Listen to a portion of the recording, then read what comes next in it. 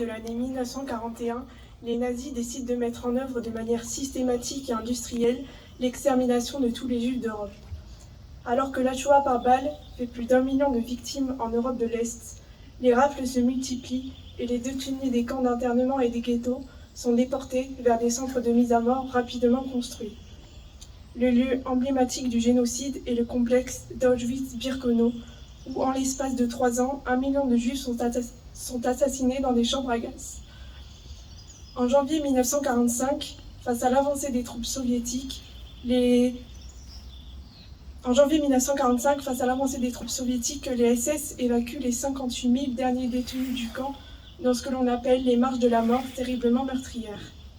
Le 27 janvier, l'armée rouge découvre par hasard Auschwitz et le monde va prendre peu à peu conscience de l'horreur de ce qui a été accompli. En France, ce sont près de 80 convois, la plupart partis du camp de Drancy, qui déportent essentiellement vers Auschwitz 76 000 juifs, dont seule une infime partie reviendra.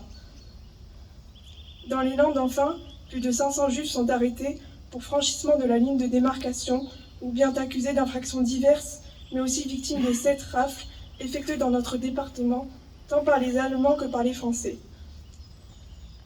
200 d'entre eux, dont une trentaine d'enfants, internés dans les prisons de Dax, Bayonne, Mont-de-Marsan ou Orthès, sont transférés vers les camps de Mérignac ou Gurs et ensuite à Drancy, d'où ils seront déportés vers les centres de mise à mort, pour la très grande majorité Auschwitz-Birkenau.